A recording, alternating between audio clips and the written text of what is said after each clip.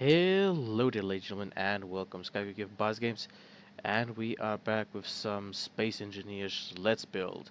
A interesting thing happened. A rival corporation has stolen all of our blueprints, and we have lost thus most or all of our knowledge on shipbuilding, so we had to come up with new and innovative solutions to replace our old designs. So we then started to make a concept for a gunboat, a new class of gunboats. And here she is. She is called the Mamba Class Gunboat Mark 1 concept.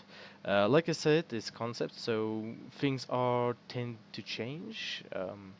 But you will see momentarily. Alright, let's quickly see out the outside of the ship. Granted, it's not the most beautiful thing to look at, but she is fast, nimble, and not too big, so she is the gunboat size, basically. One antennae for long-range communication and ship authentication. One thing about her is that you'll see she has a very unusual front end. Instead of having a completely flat or completely weird and funky thing, she has a flat area in the front, in the middle, with a slanted top and bottom end. Now this, however, is going to be an issue, for enemies just have to target this specific area to punch a hole straight through. The reason with the slanted area is to basically give more protection for the amount of armor she has. She has one large block thick, so it's not the toughest or strongest ship in the world, or in the galaxy I should say, but she can still handle a couple of hits. She has 5 Gatling turrets, which is more than enough to take on big meteors or pesky small pirate fighters that might be attacking our trade lanes. She has sufficient stoppage and side-to-side thrusters, which does help a lot. And at the bottom, you'll see she doesn't have any guns, which is also a problem for the Mark 1, meaning enemies can just attack from below and nothing can stop them, basically. She has a lot of upward thrust, basically, which is very useful for getting off planets. She has 2 large iron thrusters as well for stoppage, including the side skirts. And then she has 3 landing gears for better stability and parking, basically. And then at the back she has 2 main large ion thrusters, which gives her enough energy to have enough speed to get to where the action is, or to protect attacking trade lanes. So let's have a look inside quickly. Oh, there we go. Open the door. Now, another thing, this is the bridge area. She has 1, 2, 3, 4, 5, 6 passenger seats on each side, so it can carry 12 passengers, plus its crew of 7, the captain, gunners, and miscellaneous, basically. Now, one problem she has as well is there's no gravity generation for the last couple of meters, and this was a design flaw that the engineers didn't think would happen, but unfortunately it is. So let's quickly just hop into the captain's seat. You'll see, oh, frames are dropping a bit, sorry for this. Let's quickly get this up and running. Alright, at the moment the guns are down because we don't want them to kill and shoot everything in its path. At the moment our depressurization system is online, which means if anyone wants to deboard the ship, they just have to depressurize the ship first so that the oxygen doesn't escape from the ship. Let's quickly turn that off so our oxygen can refill the room again. And you'll see that the green lights are already coming on with some oxygen, very nicely oxygen high. Alright, so we can take off our helmet, and I look really excited for this. Now she has some very nice lighting as well, very well lit for a command deck. Then at the back, well actually to the back, you have your basically the defense corridors, basically to the engine room. Now this is all piping and wiring for the Gatling turrets, so they get their ammo from medium cargo containers, I believe. And here at the back is the engine room with 4 large nuclear reactors, good lighting as well, and some gyroscopes and a gravity generator at the back.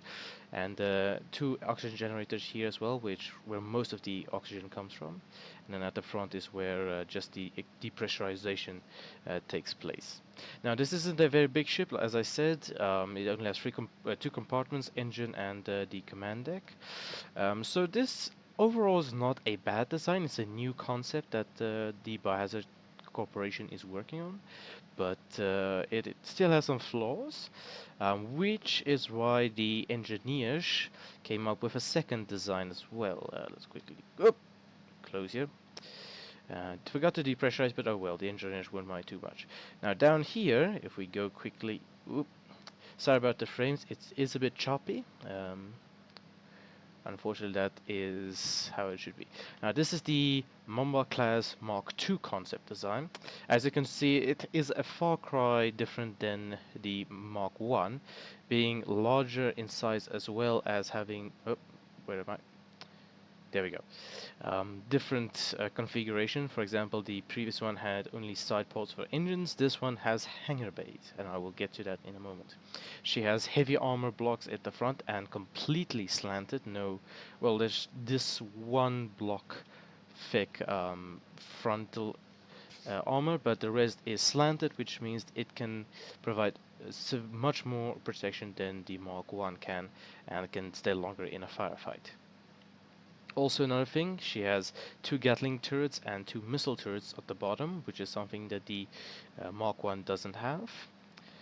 And at the top, she has a bigger complement of 4 Gatling turrets and 2 rocket launchers. So she has 4 rocket launchers and 6 Gatling turrets, which is a fair complement for a gunboat. Overall, the main hull is very similar to the design of the Mark I, except a little bit larger, wider, and little bit longer, and also one antennae for communication and broadcasting purposes. Now let's quickly go back to the back of the ship before we head over to the hangars. And here she has also an improved 5 rear large ion thrusters, which is significantly faster than the Mark I, and there's a very, very effective braking up, down, left, and right thrusters as well, which gives her perfect maneuverability for this class of gunboat. And some interesting layouts as well.